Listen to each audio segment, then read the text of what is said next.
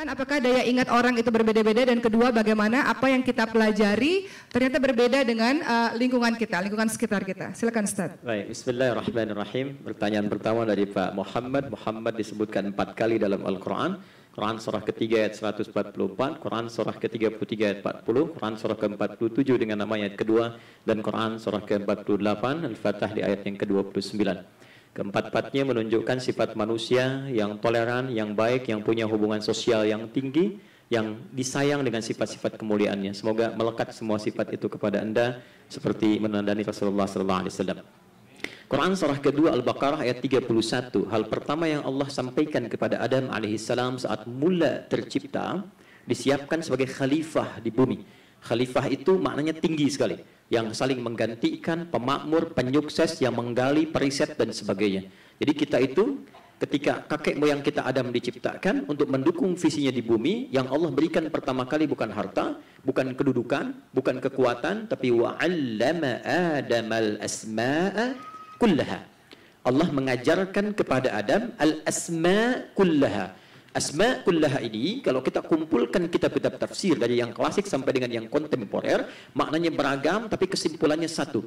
Mengajarkan semua perangkat pengetahuan yang membuat kita kompeten untuk menjalani semua kehidupan di bumi. Hanya bezanya apa? Bedanya adalah kalau Nabi diajarkan langsung karena beliau Nabi dan Rasul, kalau manusia ditanamkan potensinya dan harus dieksplor, digali. Jadi kalau Nabi diajarkan, karena itu Nabi bisa merespon apapun yang ditanyakan umat, termasuk persoalan-persoalan yang dibutuhkan. Karena bimbingannya wahyu secara langsung. Manusia ditanamkan ke dalam dirinya semua potensi yang mungkin ia dapati untuk menunjang kemaslahatan hidupnya di muka bumi. Jadi dari teori ini disimpulkan bahwa tidak ada sebetulnya manusia yang bodoh. Dasarnya semua sama. Punya kekuatan yang serupa, tapi maslahatnya berbeda sesuai dengan klasifikasi manusia itu masing-masing tersendiri. Karena passionnya bisa pilihan, bisa berbeda-beda. Tapi potensinya sama. Karena itu, ketika diteliti oleh seorang peneliti di Amerika, ada penelitian yang sampai dari salah satu bacaan di University of San Francisco, kalau tidak salah, pada waktu itu, disampaikan bahwa kapasitas paling rendah saja dari memori manusia itu standarnya 100 juta gigabytes. Artinya, manusia ini kalau mau diisi apapun, itu mudah sekali. Kalau mau belajar apapun, itu mudah untuk bisa digali. Jadi standar awalnya, tidak ada manusia bodoh. Manusia bodoh itu hanya ada di lagu. Ya? Hanya ada di lagu. Semua manusia punya potensi pintar. Semua punya potensi yang hebat, punya potensi memori yang kuat. Saya punya kawan yang punya kesulitan di pesantren, lalu kemudian menggali ayat ini, dia terapkan, apa yang terjadi? Ingatannya begitu kuat, dia tiba-tiba expert di bidang kimia, sampai dia kuliah di luar, sampai pulang, juga sangat luar biasa di bidang itu. Jadi kalau kita mau gali, saya mau rangkum sejenak apa yang tadi disampaikan Ustaz Fazrul. Metode ini yang beliau tadi sampaikan, itu adalah metode yang melahirkan kebangkitan, kejayaan dan peradaban Islam. Yang sebetulnya rumusannya sudah dikodifikasikan oleh ulama kita, khususnya ulama hadis kita. Nanti saya tunjukkan kaitan dengan memori itu apa. Saya ambil contoh begini. Yang paling populer yang Bapak Ibu tahu kitab hadis itu kitab hadis apa? Al-Bukhari ya. Al-Bukhari itu nama aslinya begini, nama asli kitabnya, ya. Al-Jami As-Sahih Al-Musnad Al-Mukhtasar min umuri Rasulullah sallallahu alaihi wasallam wa sunanihi wa ayyamihi. Itu nama aslinya. Coba ulangi. Karena agak panjang maka disingkat dengan Sahih Al-Bukhari. Tapi penting mengetahui nama kitab itu untuk menunjukkan konten, kandungan kitabnya. Al-Jami itu satu dari 4 jenis kitab hadis. Misal, pertama kitab Badul Wahyi. Yang kedua kitabul iman. Tuan-puan sering tanya kenapa iman saya naik, ya, kemudian turun, naik, turun, naik, turun. Bagaimana supaya naik tak turun-turun? Maka diturunkan ayatnya di sini. Sampai nanti kitabul imarah, kitab tentang pemerintahan. Kitabut tib, kitab tentang kedokteran.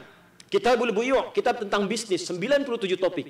Dah, ini yang ingin saya katakan, setiap umat Islam yang berinteraksi dengan Quran dan hadis ini, dia mengeluarkan sesuai dengan potensi dirinya, dia gali dirinya, maka dia temukan keunggulan dirinya. Tidak ada orang yang bodoh. Mereka memulai dari sini. Saya ambil contoh Jabir bin Hayyan, penemu kimia. Jabir bin Hayyan ini menganalisis surah Al-Hadid, surah besi, surah ke-57. Dia sampai baca ayat 25 sampai dengan 26, wa anzalnal hadid. Dia baca wa anzalnal hadid, kami turunkan kata Allah dengan keagunganku besi. Dia bawa besi ke labnya, dia analisis dalam labnya, dia temukan kandungan atom yang terkecilnya. Sampai ketika ditemukan itulah diketahui sampai dengan kekinian besi Fe, verum, V besar, E kecil. Nomor atomnya adalah ke-26. Setiap atom punya isotop kan ya? 55, 56, 57 untuk verum. Yang paling stabil 57. Surah 57 ayat 25 sampai dengan ayat ke-26. Ibnu Firnas mengkaji surah Al-Mulk. Ketika sampai pada ayat yang menunjukkan burung bagaimana dia terbang, kepak, ketup, kepak, ketup, kepak, ketup, dia buat prototipe pesawat terbang dari sayap burung di Andalusia. Dia buat, dia terbang sikit-sikit jatuh, perbaiki sikit-sikit jatuh, sampai agak stabil, panjang, jatuh, dia sakit, dia meninggal. Tapi hasil karya dia ditemukan oleh Wright bersaudara, dikembangkan menjadi apa? Jadi pesawat kekinian. Ada cracknya diperbaiki oleh Mr. Crack, Profesor Baharudin Yusuf Habibie. Siapa Habibie itu? Beliau yang sejak kecil orang tuanya menerapkan pendidikan seperti sistem Imam An-Nawawi.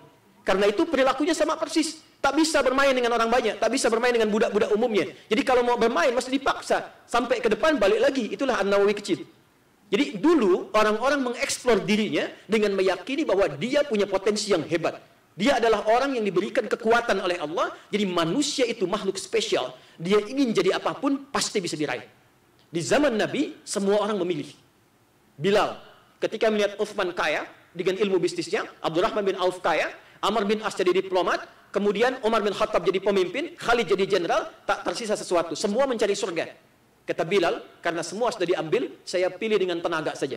Jadi pilihan itu ada 4. Ada dengan harta, ada dengan pengetahuan, kemudian ada dengan tenaga, ya, ada harta, ada pengetahuan, kedudukan, keempat tenaga. 3 sudah diambil, beliau pilih dengan tenaga. Lalu azanlah, Allahu Akbar, Allahu Akbar. Bilal azan, Nabi komen.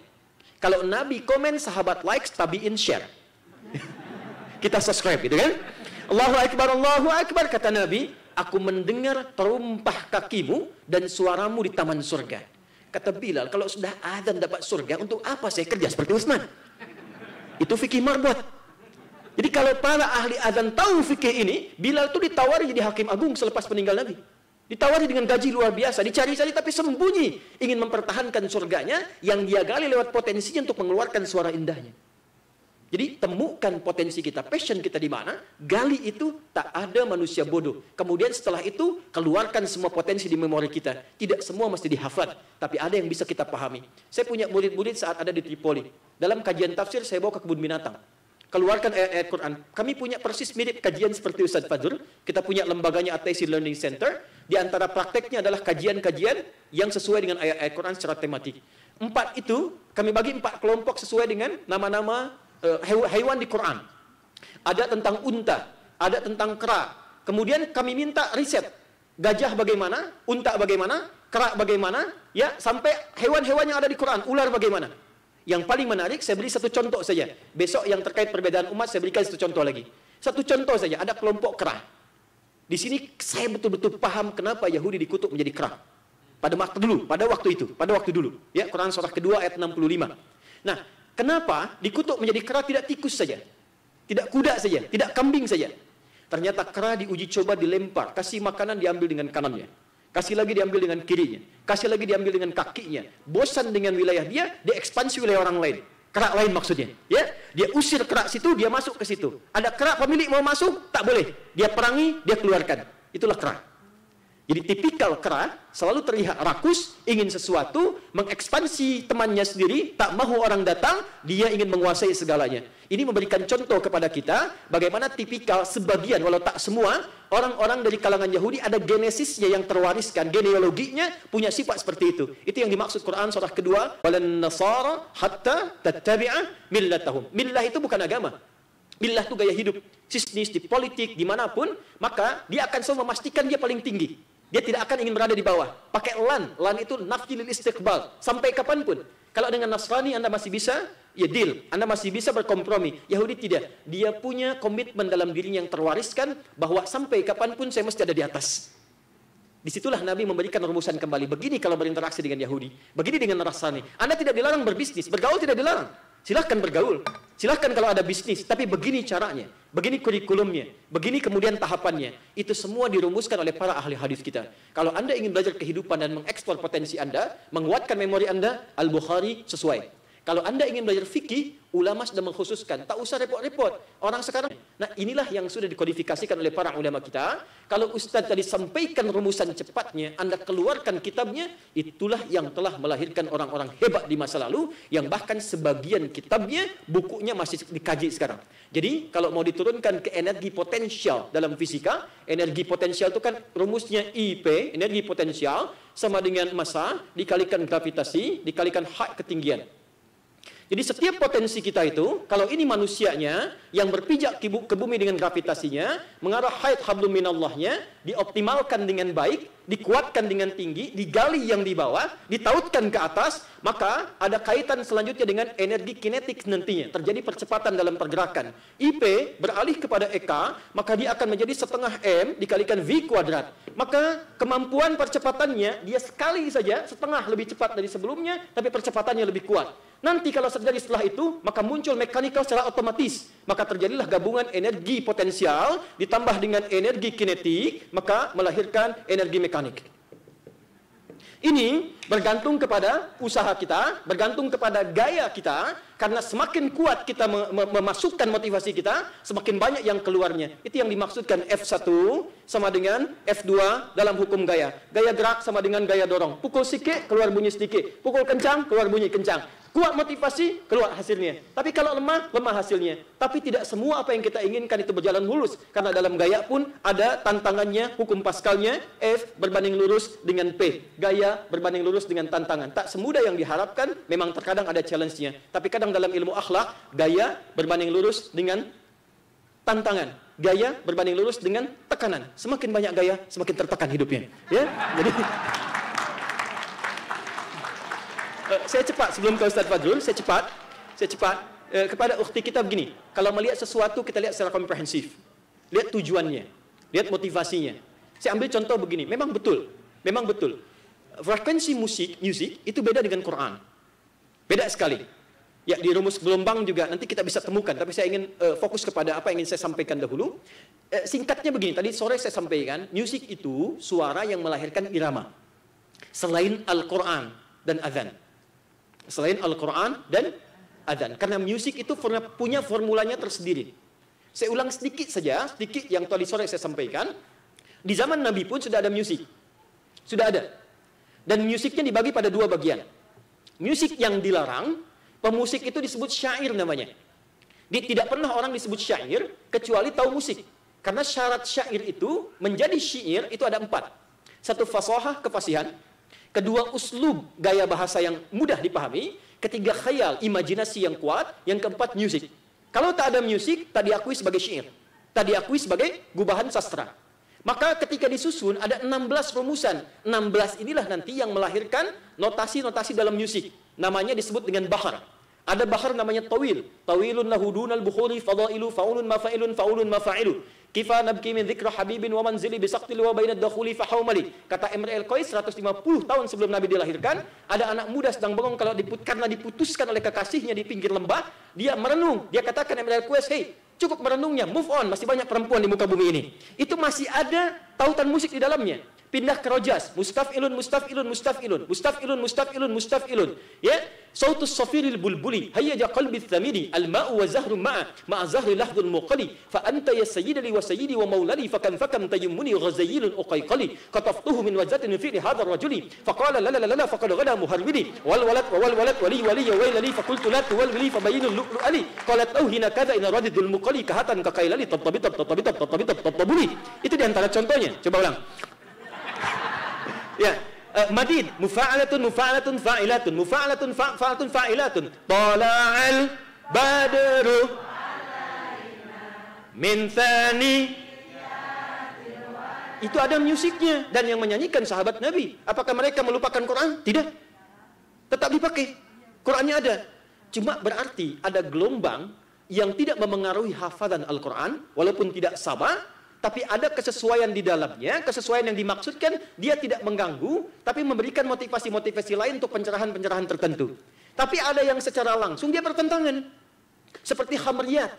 Ya, Hayyam bina ilam khamri muskina, ya fawailul lil musallina. Ayo kita pergi untuk minum-minum supaya kita senang-senang, karena neraka wail itu disediakan untuk orang salat, bukan orang yang minum khamr. Fawailul lil musallin. Bukankah Allah mengatakan fawailul lil musallin, neraka wail untuk orang salat, bukan untuk orang yang minum-minum.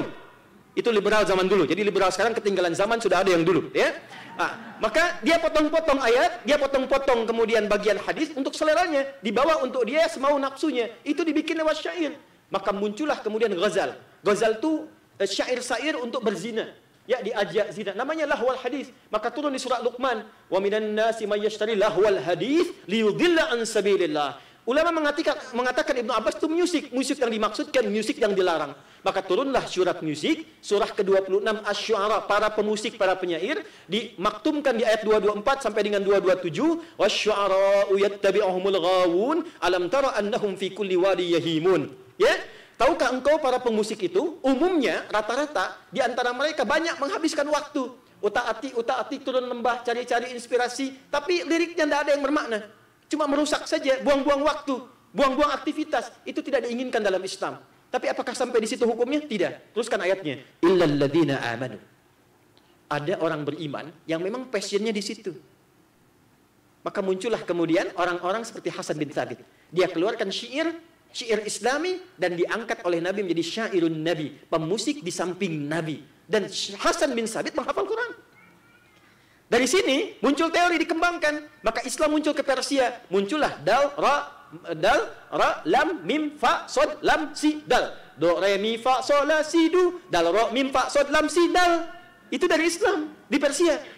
Lalu ditangkap kemudian oleh Barat belajar, dibawa ke Barat, dikombinasikan lewat notasi. Jadilah notasi seperti sekarang. C, D, E, F, G, A, B, C, G, A, B, C, D, F, G, D, F, G, A, B, C, D, A, B, C, D, F, G, A, F, G, A, B, C, D, E, B, C, D, E, F, G, A, B, F, G, A, B, C, D, A, B, C, tuh. Kunci A, kunci F mayor, A minor dan sebagainya itu ada di situ. Nah, ketika dimunculkan dulu masa Islam, itu musik dirangkai untuk menguatkan keislaman, khususnya memuat gramatikal untuk memudahkan belajar Islam. Contoh, ada saya mau belajar Quran, ada nazam namanya. Nazamnya dari musik, dari syair. Nazam Syatibiyah. Anda menghafal itu, hafal teori untuk menghafal Quran. Ada nazam alfiyah di hadis, karena Imam As-Suyuti. Anda hafal itu, Anda paham ilmu hadis. Ada alfiyah untuk menghafal gramatikal bahasa Arab. Anda hafal 1002 bait, Anda menguasai kaidah bahasa Arab. Kalamuna lafdhun mufidun kastaqim wasmun wa fi'lun thumma harfunil kalim wahiduhu kalimatun wal qawlu am wa kalimatun biha kalamun qad yu'am bil jarri wat tanwini wan nida wa al wa mustadin lismi tamyizun hasal bika fa'alti atat wa ya if'anli wa nunik balanna fi'lun yanjali. Di pesantren-pesantren, bahkan pesantren Quran, mereka menghafal itu, tapi hafal Al-Quran 30 juz dengan 7 riwayat. Cuma ketika dibawa ke tempat yang tidak mengenal Islam, itu berubah lagi frekuensinya. Dari yang menguatkan nilai-nilai yang positif, dibawa hanya untuk bersenang-senang saja. Jadi kalau mau dikaitkan ke kajian-kajian, dibawa ke program muktamar, maka usulan kita, kalaupun ingin dibawa dalam konteks ini ada musik, mengenalkan anak-anak yang di luar ada musik begini, di dalam ingin didekatkan pada nilai keislaman, maka bolehlah kemudian dikeluarkan tuntunannya. Ini misalnya di Malaysia ada nasyid, ya? Ya, nasyidnya misalnya seperti ini. Ini ada Raihan, ada Hijaz, di Indonesia ada The Fikr dan sebagainya. Kalau mau pakai alat, begini yang dibolehkan, ini yang tidak dibolehkan. Mungkin ke depan, kalaupun ingin ditampilkan suasana seperti musik tadi, dijelaskan arahnya, dijelaskan hukumnya, ditanamkan value-nya, sehingga mereka mengerti kapan bermusik, bagaimana musik yang bermanfaat, secara fisika seperti apa, bagaimana musik yang merusak gelombang, memperkuat gelombang, menenangkan gelombang, dan di ujungnya, katakan pada mereka, Quran, kehebatan, value-nya, dan kemuliaannya melebihi semua tingkatan musik. Yang nanti menjadi jembatan mereka dari musik beralih kepada Quran. Itulah Mishari Rashid. Yang tadinya sebagai penyanyi, sebagai pemusik, luar biasa suara indahnya, tapi beliau alihkan suara indahnya untuk menghafal Quran, dan sekarang jadi imam yang sangat dibanggakan, didoakan, dan dimuliakan di seluruh pemuka bumi. Wallahu a'lam bishawab.